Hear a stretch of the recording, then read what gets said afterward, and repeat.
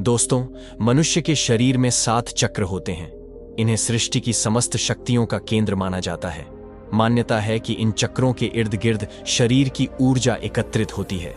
कुछ आदतों को नियंत्रित करके और ध्यान व योग की सहायता से इन चक्रों को जागृत किया जा सकता है। यदि यह चक्र एक बार जागृत हो जाए तो व्यक्ति के लिए कुछ भी असंभव नहीं रहता। आज की वीडियो में विस्तार पूर्वक जानेंगे कि मनुष्य के अंदर 7 चक्र कौन कौन से हैं, इसका महत्व तथा प्रभाव क्या है और इसे कैसे जागृत किया जा सकता है। इससे पहले अगर आप हमारे चैनल पर नए हैं तो हमारे चैनल को सब्सक्राइब करें और साथ में घंटी के बटन को जरूर दबाएं। पहली है मूलाधार चक्र। यह चक्र रीढ़ की हड्डी के सबसे निचले हिस्से के आसपास होता है। इस चक्र को कुंडलिनी का मुख्य स्थान कहा जाता है। इसका एक और नाम भूमंडल भी है। इसका बीज अक्षर लंब है और यह चौकोर तथा उगते हुए सूर्य के समान स्वर्ण वर्ण का होता है। भौतिक रूप से सुगंध और आरोग्य इसी चक्र से नियंत्रित होते हैं। आध्यात्मिक रूप से यह चक्र धर्म, अर्थ, काम और मोक्ष को नियंत्रित करता है। व्यक्ति के अंदर अत्यधिक भोग की इच्छा और आध्यात्मिक इच्छा इसी चक्र से आती है। जिनके जीवन में भोग, संभोग और निद्रा की प्रधानता है, उनकी ऊर्जा इसी चक्र के आसपास एकत्रित रहती है।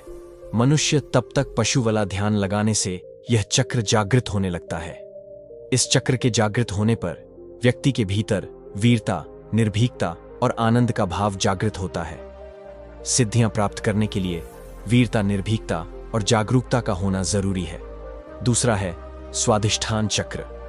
इस चक्र को तामसिक चक्र माना जाता है।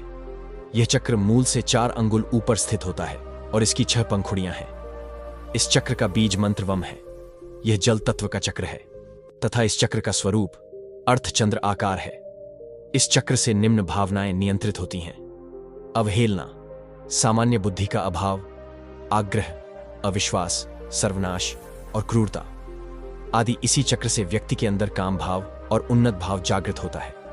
अगर आपकी ऊर्जा इस चक्र पर ही एकत्रित है तो आपके जीवन में आमोद प्रमोद, मनोरंजन, घूमना फिरना और मौज मस्ती करने की प्रधानता रहेगी। यह सब करते हुए ही आपका जीवन कब व्यतीत हो जाएगा आपको पता भी नहीं चलेगा। जीवन में मनोरंजन जरूरी है, लेकिन मनोरंजन की आदत अच्छी नहीं होती। इस आदत पर नियंत्रण रखकर चक्र को जागृत कर सकते हैं। इसके जागृत होने पर क्रूरता, गर्भ, आलस्य, प्रमाद, अवज्ञा, अविश्वास आदि दुर्गुण का नाश होता है। तीसरा है मणिपुर चक्र। यह चक्र नाभि के ठीक पीछे रीढ़ की हड्डी पर स्थित होता है। यह चक्र 10 पंखुड़ियां वाला होता है तथा इस चक्र का बीज मंत्र रम है। इस चक्र की आकृति त्रिकोण है और रंग के समान लाल है। यह चक्र ऊर्जा का सबसे बड़ा केंद्र है। यहीं से सारे शरीर में ऊर्जा का संचरण होता है। यह अग्नि तत्व को नियंत्रित करता है और राजसिक गुणों से संपन्न है। इस चक्र से निम्न वृत्तियां नियंत्रित होती हैं: लज्जा, दुष्ट भाव, ईर्ष्या, सुष्टि, विषाद, कृष्णा, मोह, घृणा, भय आदि। मन या शरीर पर पड़ने वाला प्रभाव सीधा मणिपुर चक्र पर पड़ता है। जिस व्यक्ति की चेतना या ऊर्जा यहां एकत्रित रहती है उसे काम करने की धुन सा रहती है। ऐसे लोगों को कर्मयोगी कहते हैं तथा यह लोग दुनिया का हर कार्य करने के लिए तैयार रहते हैं। अपने कार्य को सकारात्मक आयाम देने के लिए इस चक्र पर ध्यान लगाकर पेट से श्वास लेने से यह चक्र जागृत होता है। इस चक्र के जागृत होने से तृष्णा, ईर्ष्या, चुगली, लज्जा, भय, घृणा, मोह आदि दूर हो जाते हैं। यह चक्र मूल रूप से आत्मशक्ति प्रदान करता है। चौथा है अनाहत चक्र। यह हृदय के बीचों बीच रीढ़ की हड्डी पर स्थित होता है। इस चक्र में 12 पंखुड़ियां होती हैं तथा इस चक्र को सौरमंडल भी कहा जाता है। इसका आकार षटकोण है और इसका वर्ण हल्का हरा है। इस चक्र का बीज मंत्र यम है। इस चक्र से निम्न प्रकार की वृत्तियां नियंत्रित होती हैं: आशा, चिंता, चेष्टा, ममता, दंभ, विवेक, विकल, अहंकार आदि। मानसिक अवसाद की दशा में इस चक्र पर गुरु ध्यान और प्राणायाम करना अद्भुत परिणाम देता है।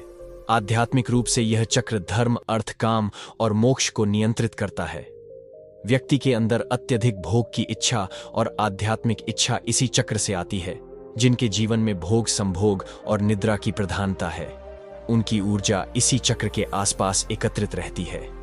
मनुष्य तब तक पशु वरुला ध्यान लगाने से यह चक्र जागृत होने लगता है।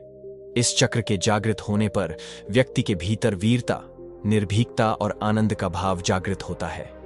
सिद्धियां प्राप्त करने के लिए वीरता, निर्भीकता और जागरूकता का होना जरूरी है। दूसरा है स्वादिष्ठान चक्र। इस चक्र को तामसिक चक्र माना जाता है। यह चक्र मूल से 4 अंगुल ऊपर स्थित होता है और इसकी 6 पंखुड़ियां हैं। इस चक्र का बीज मंत्र वम है। यह जल तत्व का चक्र है तथा इस चक्र का स्वरूप अर्थ चंद्राकार है। इस चक्र से निम्न भावनाएं नियंत्रित होती हैं: अवहेलना, सामान्य बुद्धि का अभाव, आग्रह, अविश्वास, सर्वनाश और क्रूरता आदि। इसी चक्र से व्यक्ति के अंदर काम भाव और उन्नत भाव जागृत होता है।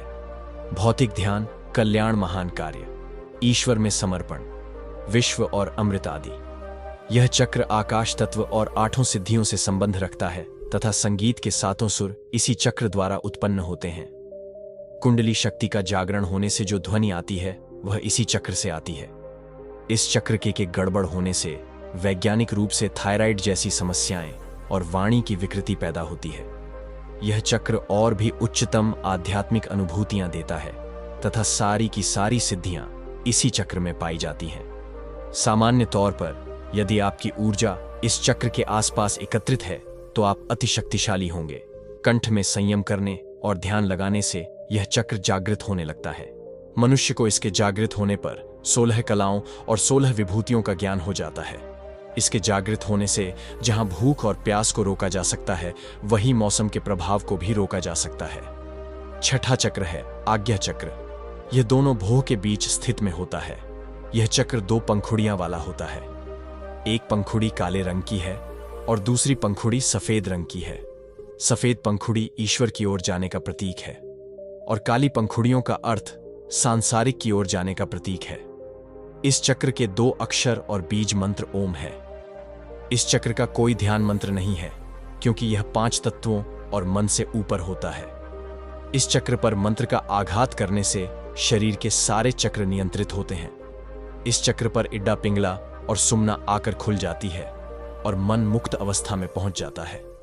सामान्य तौर पर जिस व्यक्ति की ऊर्जा यहां ज्यादा सक्रिय होती है, ऐसा व्यक्ति बौद्धिक रूप से संपन्न, संवेदनशील और तेज दिमाग का बन जाता है।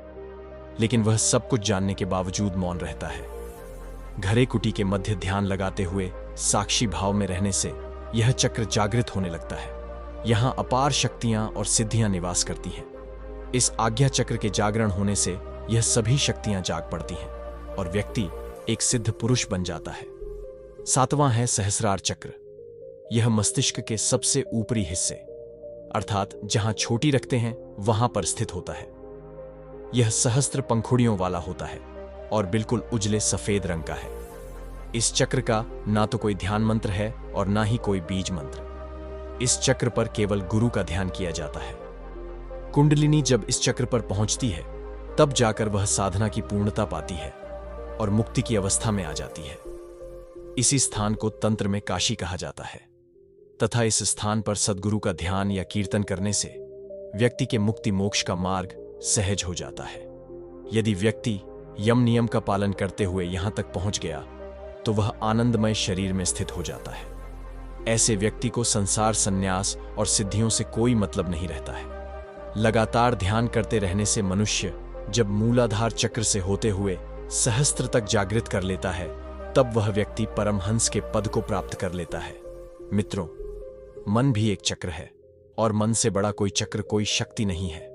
सभी धर्म एवं संस्कृतियों में यह एक विस्तृत समझ है कि हमारे जीवन में जो भी दुख या तकलीफें हैं वह हमारे अपने ही कर्म का फल है और वैसे ही कोई भी लाभ, हानि, खुशी, प्रेम और संतुष्ट का आधार भी कर्म है। परंपरागत रीति से समय चक्र अपने 4 भागों के साथ घूमता रहता है जो मन स्थिति के परिवर्तन का प्रतीक है। उस विशेष समय अवधि में देखा जाए तो चक्र की कोई शुरुआत या अंत नहीं है। क्रियाएं और प्रतिक्रियाओं की एक निरंतर एवं शाश्वत कड़ी है जिसकी गुणवत्ता हमारे अपने हाथ में है। बदलती रथ तथा तत्वों की अखंड समय के साथ पृथ्वी का बाह्य स्वरूप बदल देते हैं। प्रकृति के भ्रष्ट होने के पीछे का प्रेरक स्रोत है मनुष्य का मन। जब मनुष्य का मन शुद्ध, पवित्र और उसकी सोच उच्च होती है तब पृथ्वी भी सुग और सब्ज होती है। इसके विपरीत जब मनुष्य की सोच अशुद्ध और नीच होती है तो पृथ्वी का अस्तित्व भी प्रदूषित और भ्रष्ट हो जाता है। जब मनुष्य अपना दैनिक जीवन इस समय चक्र की स्मृति में रहकर व्यतीत करता है वह एक विस्तृत दृष्टिकोण में निरंतर बनाए रखता है। ऐसे मनुष्य को यह आभास रहता है कि उसकी सोच और कर्म का उसके निजी जीवन की गुणवत्ता पर क्या असर पड़ने वाला है। इस तरह मनुष्य जीवन के प्रांगण में पर्वत शिखर पर खड़े होकर अपने जीवन की विहंगम दृश्य का ना देखने का आनंद लेते हैं, बल्कि अपने जीवन में कब और कैसे आगे बढ़ा जाता है इस बात की भी समझ रखते हैं। प्रत्येक मनुष्य स्वयं ही अपने भाग्य का निर्माता है। जो मनुष्य इन सातों चक्र को जागृत के साथ मन को भी नियंत्रित कर लेता है, उसके लिए इस दुनिया में कुछ भी असंभव नहीं है। मित्रों, अगर आपने हमारी प्रस्तुति को अंत तक देखा है तो कृपया हमें कमेंट्स में जरूर बताएं कि यह प्रस्तुति आपको कैसी लगी, और अब तक हमारे चैनल को सब्सक्राइब नहीं किया है तो सब्सक्राइब कर लें। धन्यवाद। आप हमेशा पूछते हैं कि ध्यान के लिए क्या करें, और हमेशा ही मैं आपको कहता हूं कि कुछ भी करने से बाहर हो जाओ, लेकिन आज बात अलग है।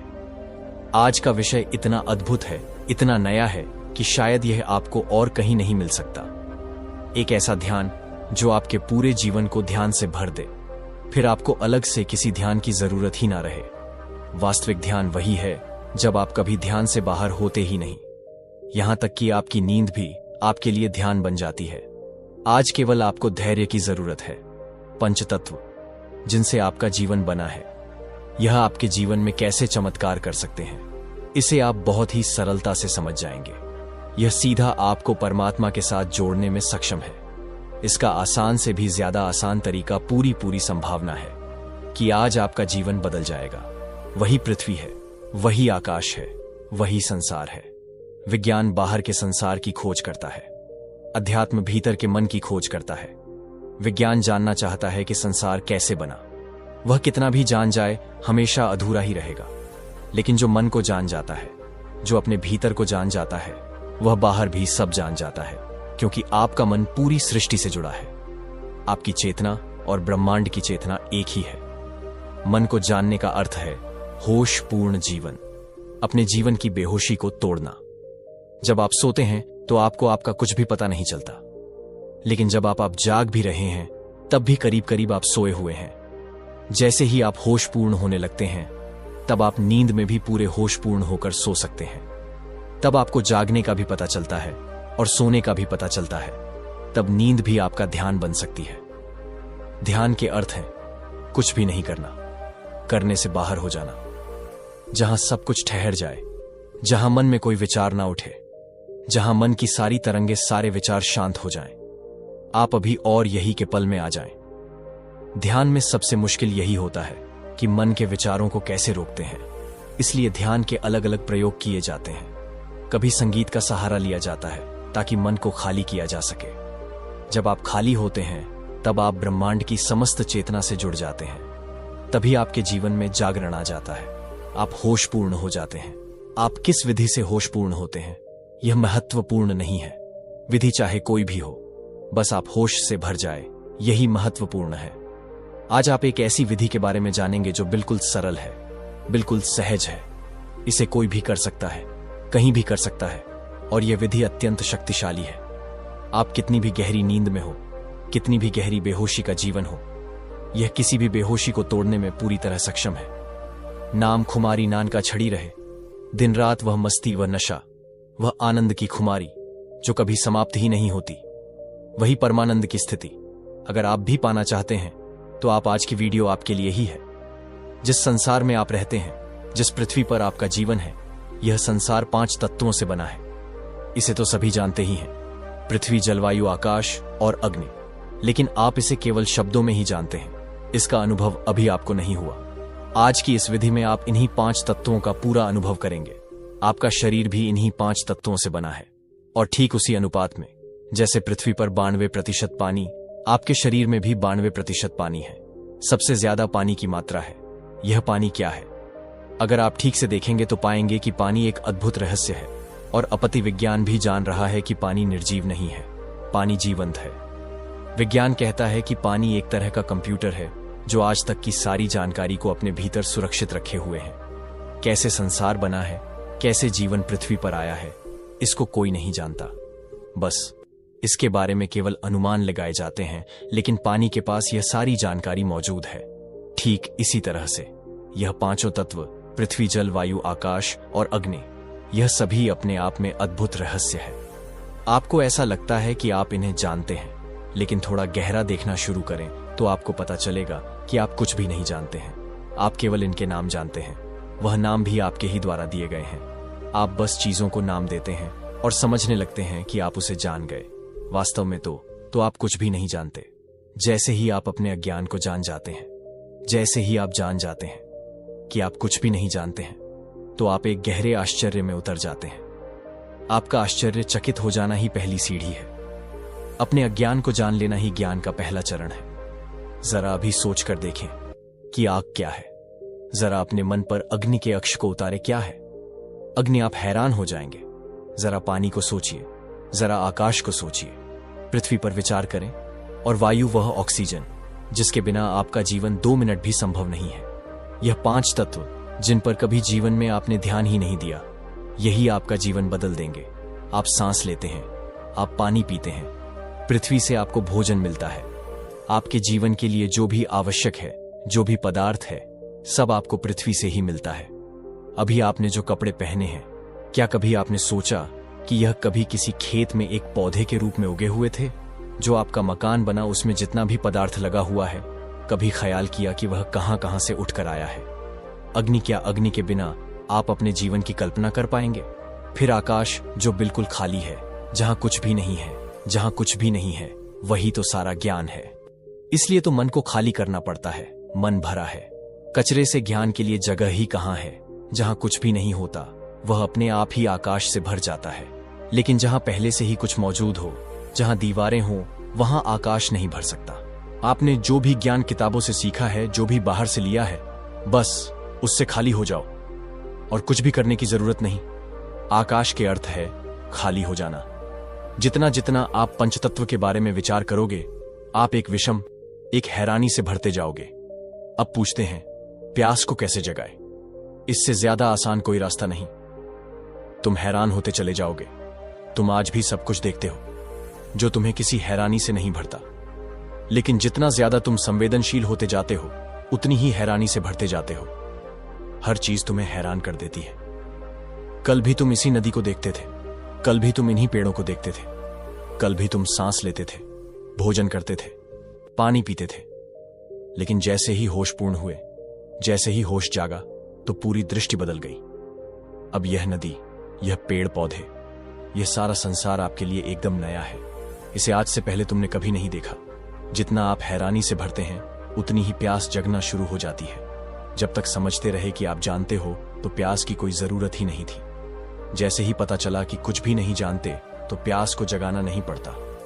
जान जाने की प्यास जाग जाती है, अपने से ही जाग जाती है। अगर तुम प्यास को जगाते हो, तो उसका कोई अर्थ नहीं। वह प्यास बिल्कुल नकली होगी। असली प्यास तो वही है जो अपने से ही जाग जाती है। तुम किसी भी तरह से उसे रोक नहीं सकते। आप सांस लेते हैं, लेकिन आपको इसका कुछ भी पता नहीं चलता। आप पानी पीते हैं, आप भोजन करते हैं, सब कुछ बेहोशी में ही होता है। आप जरा 2 मिनट सांस रोक लें, प्राण कांप जाएंगे। मेरे एक मित्र हैं जिन्हें कोई इच्छा महीने पहले हार्ट अटैक हुआ। उनको स्टंट डाला गया। उनको सांस अभी भी बहुत खींच कर लेना पड़ता है। पहली बार उन्होंने सांस की कीमत को जाना। वो कहते हैं कि जब बहुत अच्छे से सांस ले पाता हूं, तब ऐसा प्रतीत होता है जैसे स्वर्ग मिल रहा हो, जैसे आनंद का झरना झर रहा हो। अब जरा आप अपनी तरफ देखिए। आप तो ठीक से सांस लेते हैं, आपको तो कोई कठिनाई नहीं, लेकिन आपने कभी इस आनंद का अनुभव किया? कभी नहीं, क्योंकि आपने कभी इसकी कीमत को जानने की कोशिश ही नहीं की। जिस दिन आप जान जाते हो, वायु के प्रति अहोभाव से भर जाते हो। आप पूछते हैं प्यास कैसे जगाए, तो सबसे पहले पानी की ही प्यास को जगा कर देखें। सोचे कि बेहोशी में पानी नहीं पिएंगे। जरा अपने जीवन को तो देखें। आप कहीं किसी के पास गए, किसी के घर में गए, उन्होंने सबसे पहले आपको पानी पीने को दिया। आप पानी पी लेते हैं, आपको कुछ भी पता नहीं चला। जैसे पानी आपने नहीं किसी मशीन ने पिया हो, ऐसे ही आप खाना खाते हैं। पूरा जीवन आपका मशीन जैसा चल रहा है। आप कहां हैं? पानी की जल्दी ना करें, जरा प्यास को गहरा होने दें। फिर जब पानी का गिलास आपके हाथ में हो, 2 पल उसे देखें, उसे जानने की कोशिश करें। क्या है यह? अपनी प्यास और पानी दोनों के ही प्रति पूरे होशपूर्ण हो जाए। धीरे धीरे करके एक एक घूंट पानी को पिए आपने। इससे पहले कभी पानी के इस आनंद को नहीं जाना। पानी जो आज आपको स्वाद दे रहा है, उसका पहली बार आपको अनुभव हुआ। ठीक ऐसे ही सांस के साथ करें, क्योंकि पानी के बिना तो फिर भी कुछ समय तक आपका जीवन चल सकता है, लेकिन सांस के बिना तो आप 5 मिनट भी जीवित नहीं रह पाएंगे। इसलिए जितने भी ध्यान के प्रयोग हैं, उनमें सबसे ज्यादा सांस को महत्व दिया गया है। सांस से ही आपके प्राण, कभी किसी थोड़े से समय में आप होशपूर्ण होकर सांस लेना शुरू करें। बिल्कुल धीमी गति से। धीमी गति से जब सांस ले तो वह आपको कैसे जीवन दे रही है, इसे अपने भीतर अनुभव करें। थोड़ी देर में ही आप सांस के आनंद को जानने लगेंगे। अगर आप अपनी सांस को भी देखना शुरू कर दें तो केवल सांस भी आपको संवेदनशील बनाने में सक्षम है। पूरी सृष्टि आपको अब कुछ दे रही है। पूरी सृष्टि से आप पर आनंद की वर्षा हो रही है, लेकिन आप इसे अनुभव ही नहीं कर पाते। आपने अपनी संवेदनशीलता ही खो दी है। आप हर आनंद से वंचित होते चले जाते हैं। आपकी हालत ऐसी है जैसे कोई मोटे रबड़ के कपड़े पहन ले तो उसे कोई छुए भी तो उसको कुछ पता नहीं चलेगा। हवा चल रही है, उसको इसका भी कुछ अनुभव नहीं होगा। जब कभी आप खाना खाएं, ध्यान रखें आप अपनी भूख के प्रति होशपूर्ण हो। आप तो ऐसे ही खाएं चले जाते हैं, आपको भूख का कुछ पता ही नहीं। आप बाजार गए हैं कभी, वहां हां आपने कुछ खाया, पूरी बेहोशी में आपके मित्र साथ में हैं, आप बातें कर रहे हैं, आप समोसा खा रहे हैं। क्या आपको लगता है कि आप होश में हैं? कभी कभी जब कोई व्यंजन आपको बहुत स्वादिष्ट लगता है, तब कभी कभी थोड़ी देर के लिए आपका खाने के प्रति होश जागता है। इसमें व्रत या उपवास भी आपके होश को जगाने में बहुत कारगर हो सकते हैं, लेकिन यह तभी कारगर हो सकते हैं जब आप इसके विज्ञान को समझते हैं। ध्यान के सैकड़ों विधियां पढ़ी सुनी, उनका अध्ययन किया, अध्ययन करके उनका अभ्यास किया, परंतु फिर भी आपका ध्यान नहीं लगता। आपको ध्यान के कोई भी एक्सपीरियंस नहीं होते। अगर आपके साथ बिल्कुल ऐसा ही होता है तो यह वीडियो आपके लिए। अगर आप ध्यान में गहरा उतरना चाहते हैं, ध्यान के अनुभव में डुबकी लगाना चाहते हैं, तो उससे पहले आपको अपने मन को समझना होगा। मन के काम करने का तरीका समझना होगा। अगर आप अपने मन को नहीं समझे तो आपका ध्यान नहीं लगेगा, निश्चित ही नहीं लगेगा। आप कितना ही अब क्यों ना कर लें, अष्टांग योग कर लें, सांसों पर ध्यान लगा लें, या ध्यान की और भी कोई टेक्निक इस्तेमाल कर लें, आप ध्यान के अनुभव से वंचित ही रह जाएंगे। तो चलिए, ध्यान में गहरा उतरने से पहले आज मन को थोड़ा गहराई से समझ लेते हैं। हमारा मन एक मिरर के जैसा होता है। इसका अपना कोई अस्तित्व नहीं होता। जो भी इसके सामने आता है, यह वही बन जाता है। जैसे जब हमारा ध्यान शरीर पर जाता है तो हमारा मन शरीर बन जाता है, और हमारे इस भौतिक शरीर की एक लिमिटेशन होती है। इसीलिए हम केवल लिमिटेड ज्ञान ही ले पाते हैं। जब हमारा मन किसी चिंता या परेशानी पर कंसंट्रेट करता है तो मन खुद वह प्रॉब्लम बन जाता है। इसी चीज को अटैचमेंट कहते हैं, और यही सारी प्रॉब्लम की जड़ है। क्योंकि मन जिसके बारे में सोचता है वह उससे जुड़ जाता है, यानी उसके साथ में एक अटैचमेंट हो जाता है। जैसे आपका मन शरीर के बारे में ज्यादा सोचता है तो वह शरीर के साथ अटैच हो जाता है। धन के बारे में ज्यादा सोचेगा तो उसके साथ अटैच हो जाएगा, जो आपको और भी प्रॉब्लम में डालेगा। अगर आपका मन किसी व्यक्ति विशेष के बारे में सोचता है तो आपका मन उसके साथ इतना अटैच हो जाता है कि आप वह चीज पाना चाहते हो। किसी भी कीमत पर ऐसा नहीं है कि जब मन संसार की किसी भी चीजों के साथ पॉजिटिवली जुड़ता है तभी प्रॉब्लम क्रिएट होती है, बल्कि अगर आप किसी चीज से नेगेटिवली भी जुड़ते हैं, यानी आप किसी चीज को नहीं चाहते या किसी से नफरत करते हैं, तो यह भी मन का उसके साथ जुड़ना हुआ। जैसे आप किसी चीज को भूलना चाहते हैं, आपका मन उसे भूलने का अथक प्रयास करता है, और उस प्रयास में मन उसी के बारे में सोचता है। तो मन जिसके के बारे में सोचेगा वह वही होता चला जाता है, यानी उसके साथ अटैचमेंट गहरा होता चला जाता है।